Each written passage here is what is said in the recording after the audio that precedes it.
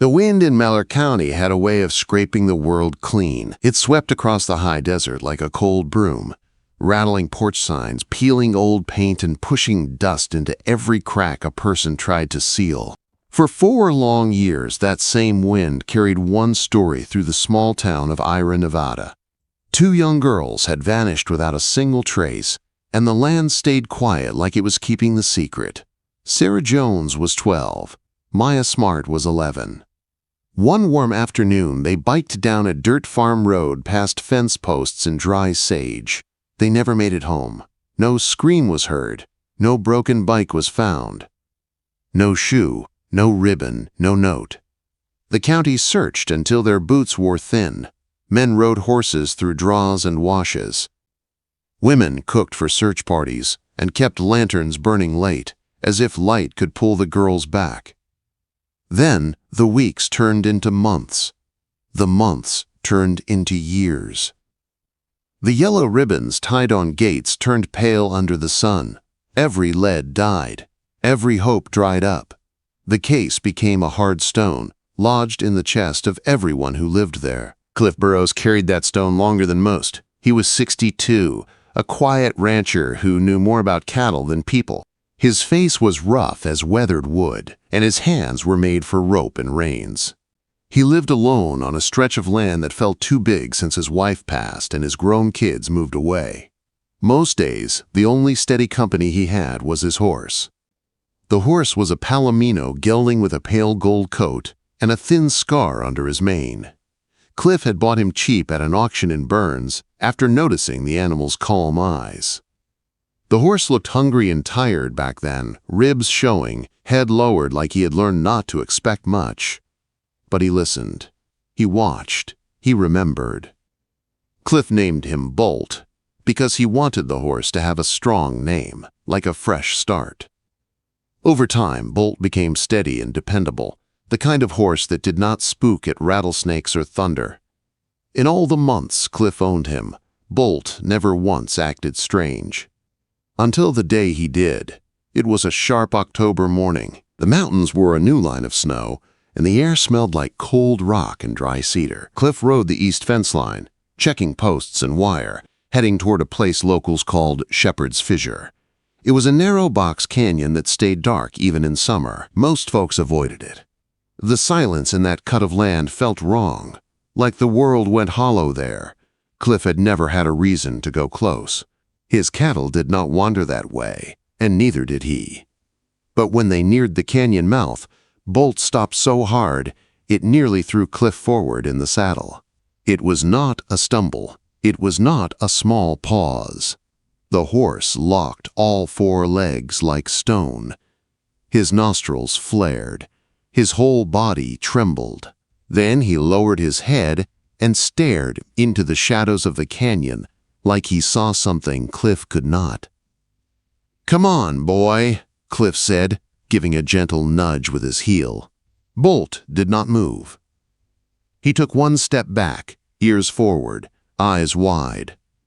A low sound rose from deep in his chest. It was not a snort, it was fear, raw and real. Cliff had heard scared horses before. This was different. This was a warning. Cliff's jaw tightened. "You smell a cougar," he muttered, trying to sound sure. He urged Bolt again. The horse jerked sideways, white showing in his eyes, but still refused to go forward.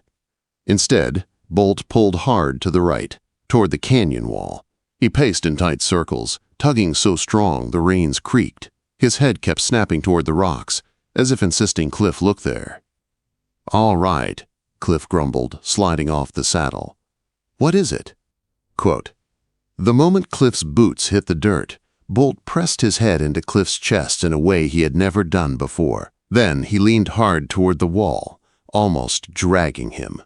Cliff followed, frowning, and shoved his gloved hands into a thick screen of old juniper branches that clung to the rock. Needles scratched his sleeves. Dust fell into his eyes. He pushed again, harder, and the branches shifted. Behind them was not solid rock. It was a crack, narrow and dark, no wider than Cliff's shoulders.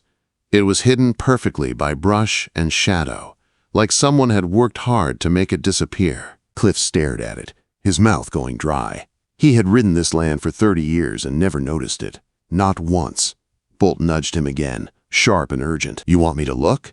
Cliff whispered, as if speaking louder might wake the canyon. Bolt tossed his head and pawed the dirt, staring into the crack like his life depended on what was inside. Cliff tied the horse to a thick branch, though Bolt kept shifting and pulling, restless as a storm. Cliff took the heaviest tool on his belt, a fence hammer, and turned sideways. He slipped into the narrow passage. The crack swallowed him fast. The wind cut off like a door had closed. The air turned damp and cold. His shoulder brushed rough stone. Each step scraped against the walls, 10 feet in, then 20, and Cliff's breath sounded too loud in his own ears.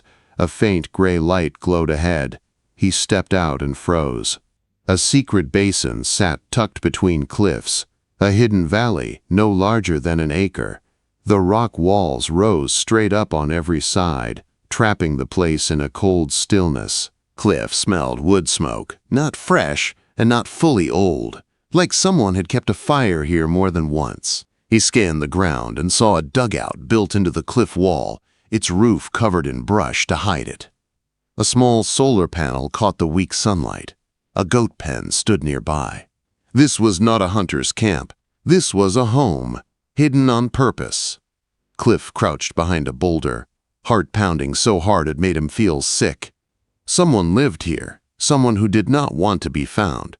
The dugout door creaked open. A thin girl stepped out holding a bucket. Her hair hung in tangled ropes. Her dress looked stitched from blankets. She moved slow and careful, like she had learned that quick movement brought trouble.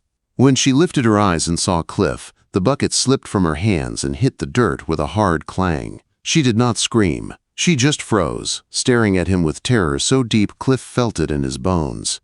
"Easy," Cliff whispered. "I'm not here to hurt you." Before he could move, the door opened again. A man stepped into the doorway, calm as if he expected this moment. Cliff's blood turned cold, because he knew that face. Everyone in Mellor County did. Mark Rogan, the leader of the volunteer search and rescue team, the man who had led the hunt for the missing girls, the man who spoke at every press conference, eyes wet, voice shaking, promising he would not stop until the girls came home. Mark Rogan smiled at Cliff like this was a simple mistake. "You're trespassing, Cliff," he said, and his hand rested on the pistol at his hip. Cliff looked back at the thin girl, and the truth hit him like a kick to the ribs. 4 years of grief and questions snapped into one awful answer. Sarah Jones was alive. She was right here, in this hidden canyon. And Cliff had just walked straight into the hands of the man who stole her. Cliff forced his lungs to keep working. He stayed low behind the boulder and kept his eyes on Mark Rogan's hand. The pistol sat at Mark's hip like it belonged there. Mark's smile did not reach his eyes. It was the kind of smile a man used when he wanted you calm, so you would not fight. Cliff lifted one hand slowly, like he was talking to a rattlesnake. "My horse wandered," he said. "I didn't mean to step on anybody's land. I'll leave." The thin girl did not move. Her eyes stayed locked on Cliff's face, wide and trapped. Cliff's heart twisted when he saw how she stood, not like a child, but like someone trained to freeze. He wanted to say her name. He wanted to ask if Maya was here too, but the word stuck in his throat because Mark Rogan was watching him, like a man watching a gate swing open. "You should have stayed on your fence line," Mark said gently. "You know better, Cliff." Cliff took one small step back toward the crack. He kept his voice steady. "You're right, my mistake." Mark's smile tightened. "This is private land," he said. "My land. Folks around here forget boundaries too easy." Cliff nodded like he agreed, even though his mind was racing. He could feel the canyon walls pressing in. He could feel the cold stillness like a hand over his mouth. He backed up another step. Mark did not raise the pistol. He did not need to. The threat sat in the air between them. Cliff saw it in the way Mark's fingers rested near the grip, ready and calm, like he had done this before. Cliff slipped into the passage and turned sideways. The rock scraped his shoulder. His boots skidded on damp stone. He did not run at first, because running would turn Mark's calm into violence. He moved fast but quiet, fighting the panic that tried to swallow him whole. When the wind hit his face again, it felt like he had broken through the surface of deep water. Bolt was at the juniper branch, pulling so hard the rope bit into the bark. The horse's eyes were wild. His chest heaved. He gave that same low, frightened sound again, a warning that shook Cliff to his bones. Cliff did not waste time untying the knot. He yanked his knife free and sliced the rope in one sharp cut. "Go!" he breathed, grabbing the reins. Bolt jumped sideways, then Cliff swung up into the saddle and leaned forward. "Now!" Cliff said, and Bolt launched into a gallop like his hooves were on fire. Cliff did not look back. He rode hard across rocks and sage, the cold wind tearing at his face. Every second felt like a knife edge. Mark Rogan knew Cliff had seen her. Mark Rogan would not let Cliff bring the law to that canyon. Cliff pushed Bolt toward a high ridge where cell service sometimes flickered like a weak lantern. The horse climbed fast, muscles bunching, breath steaming. Cliff pulled his phone from his coat with shaking hands. One bar appeared, then vanished, then appeared again. He hit the call button with his thumb so hard it hurt. County Dispatch answered, and Cliff's voice came out rough and breathless. "This is Cliff Burroughs. Get Sheriff Brody, now." A pause, then a click, then Sheriff Brody's voice came through like gravel. "Cliff, what is it?" Quote, "The girls," Cliff said. "They're alive. Sarah Jones is alive. I just saw her." Silence hit the line, heavy and stunned. "Cliff," Brody said slowly, "what are you talking about?" "I'm talking about Mark Rogan," Cliff said. His words came faster now because fear was pushing them. "He has them. He's been hiding them. He's armed. He's in a hidden basin off Shepherd's Fissure. You need to come right now." Brody's breathing changed. The disbelief did not leave, but it turned into something darker. "Where are you exactly?" "East Pasture," Cliff said, "near the fissure. But listen, Brody, he's going to see you coming. He planned this. You need to be careful." Brody's voice sharpened. "Stay where you are. Do not go back in there. Keep your phone on." The line cracked and died. Cliff stared at the blank screen. The wind howled around him like it wanted to drown out the truth. Bolt stood tense beneath him, ears fixed toward the fissure like he was listening. Cliff swallowed hard and turned the horse back toward the canyon, not to go in, but to watch. He found a spot where he could see the cut of rock from a distance. He sat there with his hands tight on the reins, feeling small under the wide sky. An hour later, the desert was not quiet anymore. Red and blue lights washed over the sage. Engines rumbled. Doors slammed.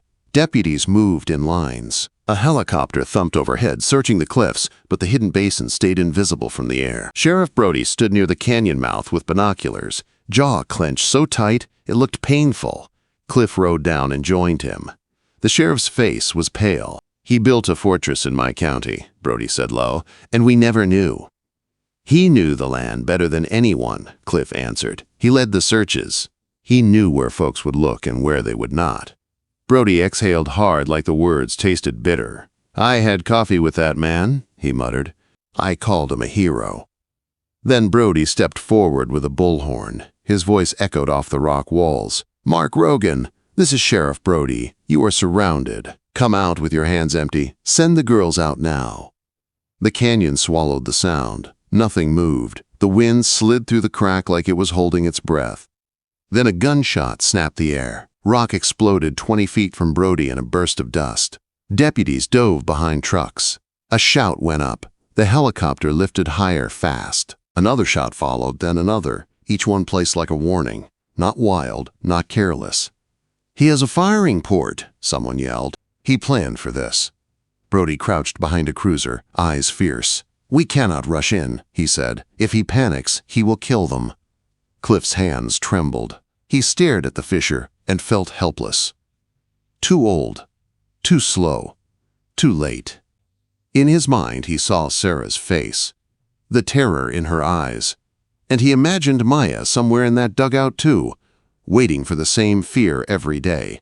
Bolt would not stand still. He paced and pulled, whining low, staring toward the hidden crack like he could hear something inside. Cliff watched the horse's ears, the way they stayed pointed at the same place, the way his body leaned forward, not to run away, but to go in. Cliff's mind caught on that detail like a hook. He moved to Brody, keeping his voice urgent but controlled. "Let me send in the horse." Brody blinked like he had not heard right. "You want to do what?" "He's the one who found them," Cliff said, "not me." He refused to leave that crack. He was trying to pull me in. He might be able to reach them without setting Rogan off. Brody's face tightened. "That horse is scared." "He's not scared the way you think," Cliff said. "He's focused. He's looking for someone."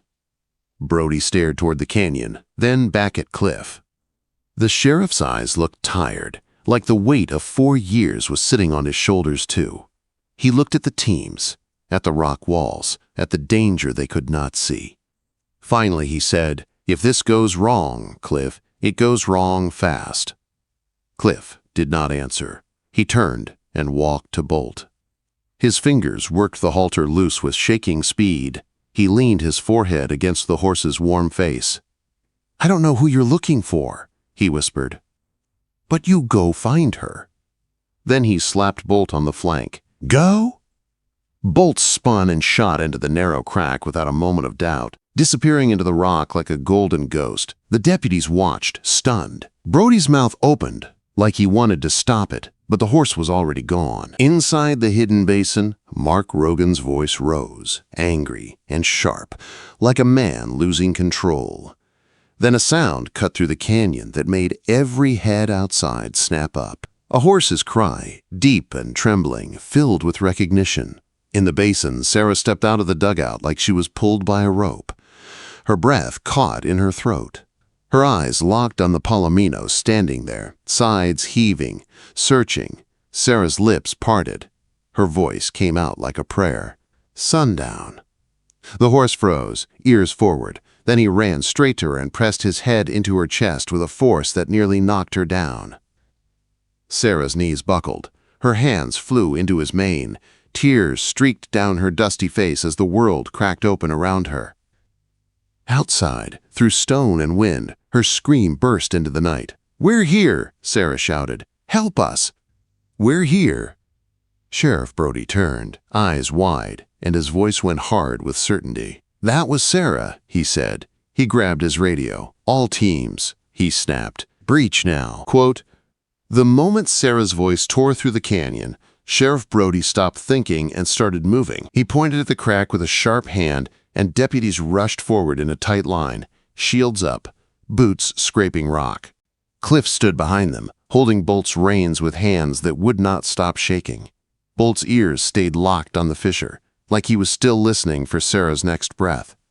Inside the hidden basin, Mark Rogan spun toward the dugout, confused and furious. His rifle shook in his grip. Sarah stood beside Sundown, one arm hooked into the horse's mane like it was the only thing keeping her upright. Maya crouched near the wall, hands over her ears, eyes wide with fear. She looked smaller than Cliff remembered kids should look, like the canyon had stolen years from her. Mark's voice rose, wild and sharp.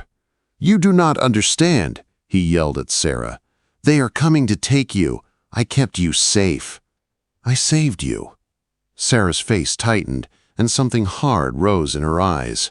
4 years of silence broke open all at once. "You stole us," she said. Her voice was not loud, but it was steady. "You lied to us. You told us our families were gone." Mark took a step toward her, and Sundown moved between them without fear. The palomino's body blocked Sarah like a wall. His head lowered. His eyes stayed fixed on Mark. The horse did not scream. He did not bolt. He held his ground. Outside, the first deputies reached the crack. A tactical team slid into the passage one by one.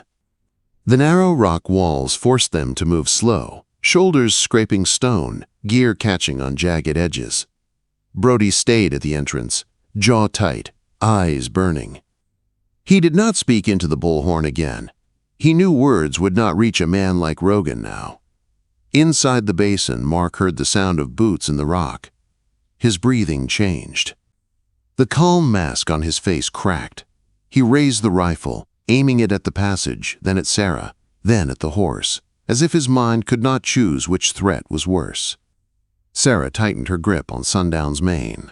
Her whole body trembled, but her feet did not move. She leaned close to the horse's neck and whispered, "Stay with me." Sundown answered with a low sound, steady and warm. Then Sarah lifted her head and shouted again, louder than before, "We are here! Help us!" That shout changed everything. Mark Rogan snapped. He stepped back toward the dugout door, shouting words that made no sense. He talked about poison and danger and how the world outside ruined people. He spoke like a man who had been living in his own storm for years. Then he aimed the rifle toward the passage. The deputies inside the crack moved faster. A small charge was placed near the dugout door, just enough to break it open without bringing the whole cliff down. The team backed away a few steps, shields raised. One hard hand signal went up. The charge popped. The dugout door blew inward, broken off its hinges in a burst of dust and splintered wood. A bright flash followed, loud and stunning, and Mark Rogan stumbled like his legs had turned to water. Deputies stormed in. Mark tried to lift the rifle again, but 3 officers hit him at once, driving him to the dirt. They pinned his arms behind his back and snapped cuffs onto his wrists. Mark screamed like an animal caught in a trap. "You cannot take them!" he yelled. "They belong to me. I am their protector." Brody stepped into the basin a moment later, face hard as stone. He looked at Mark Rogan, then at the girls, and his eyes changed. The anger stayed, but something softer rose behind it too. Relief, shock, a pain that had been waiting 4 years for a place to land. "Get the girls out," Brody ordered. "Now." 2 deputies moved to Maya first. She flinched when they came close. She pressed her back to the rock like she wanted to disappear into it. One deputy lowered his voice and spoke gently, using the kind of calm tone men used around scared horses. He held a blanket out like an offering. "It is okay," he said. "You are safe now." Maya did not answer. She stared at the blanket like it was a trick. Then she looked at Sarah. Sarah gave her a small nod, eyes full of tears. Maya's lip trembled. She took one shaking step forward and let the deputy wrap the blanket around her shoulders. When they guided her toward the crack, she moved like she was walking on ice, afraid the ground would break under her. Sarah refused to leave without Sundown. Brody did not argue. He had seen enough to understand. Sarah kept both hands in the horse's mane as she walked. Sundown stayed so close his shoulder brushed her arm with every step. He moved slow and careful, watching the shadows like he expected Rogan to jump back up. He did not trust the basin. He trusted only Sarah. When Sarah stepped out of the crack into the open canyon, the flashing red and blue lights painted her face in harsh colors.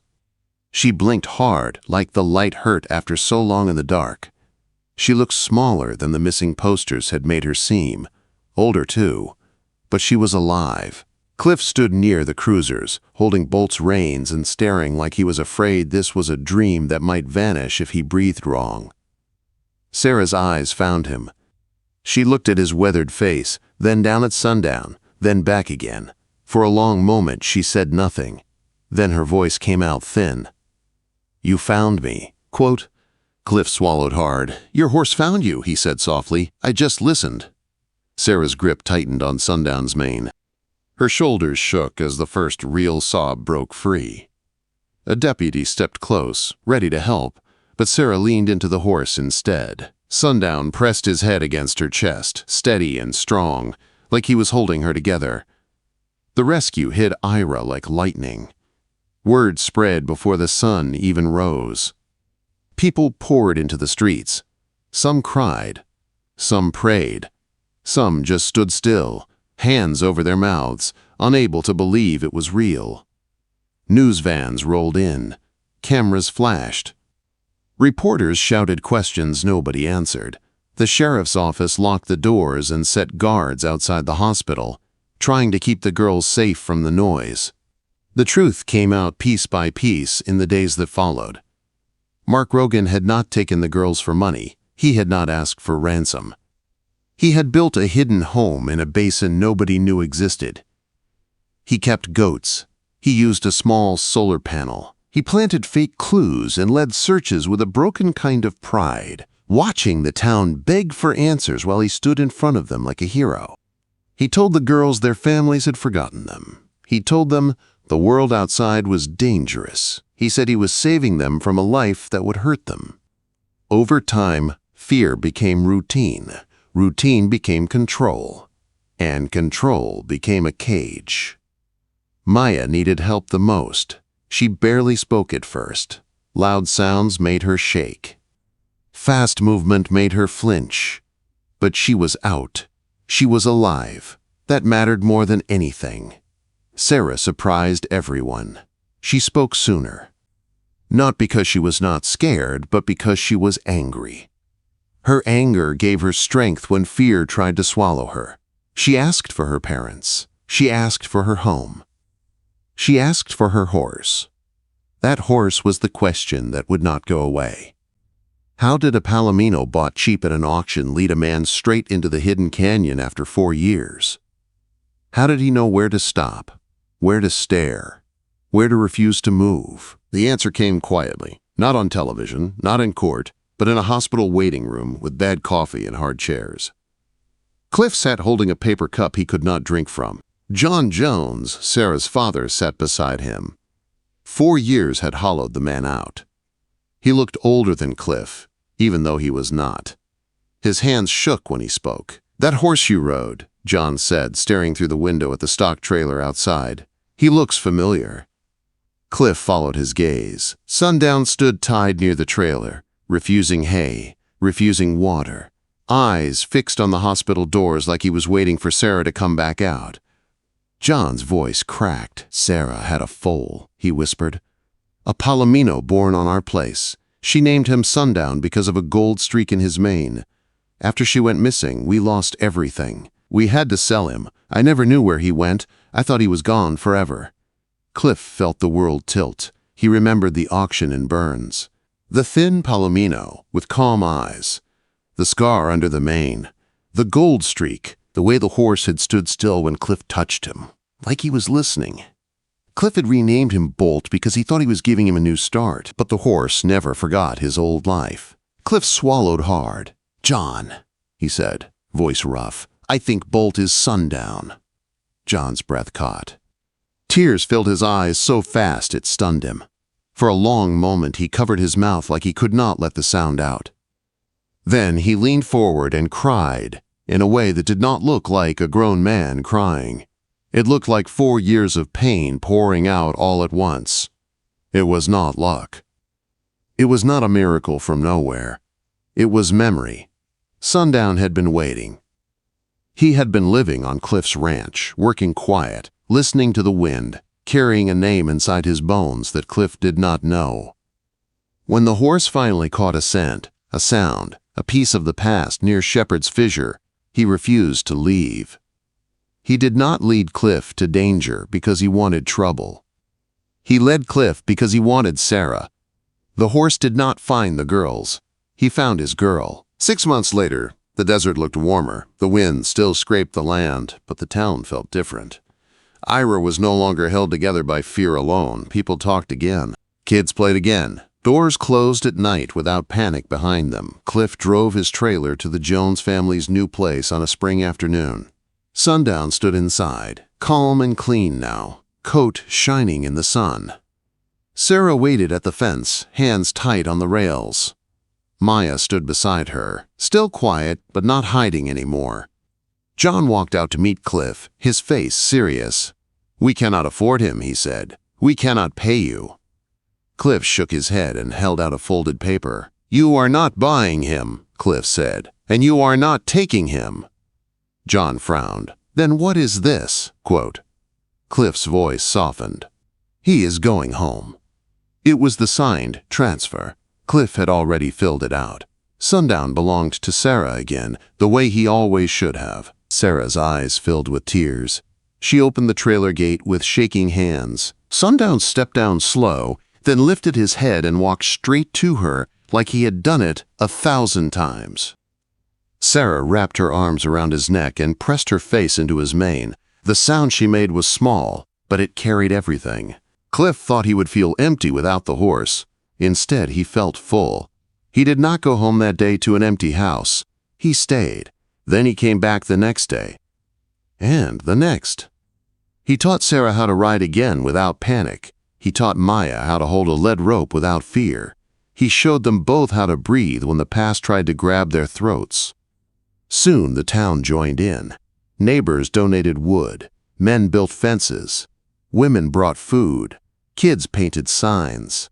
What began as a rescue became something else, something bigger, a place where hurt could turn into healing. They named it Sundown Ranch. It was not a fancy place. It was a small barn that smelled like fresh pine and sweet hay. It had a simple riding ring and a few gentle horses, but it had something Mellor County had been missing for a long time: hope. On opening day, Sarah brushed Sundown's golden coat in the sunlight. Maya sat on the fence rail, nervous but curious. Cliff stood beside her with the soft new lead rope in his hands. "You see this," Cliff said gently. "You do not pull, you invite. Be kind, be steady, he will come to you." Maya's hands shook as she reached for the rope. She looked at Sarah. Sarah nodded and gave her a small smile. Maya took the rope. Sundown lifted his head and looked at her. Then he stepped forward, slow and gentle, until he was close enough for Maya to touch. Maya's fingers brushed his warm neck. Her eyes filled, but she did not run. She stayed. Cliff felt something warm rise in his chest, something he had not felt since his wife passed, and the house went quiet. In the harsh land where secrets hide in stone and the wind cuts like truth, a horse with a memory stronger than fear found what no search party could. He found Sarah. And he brought everyone home.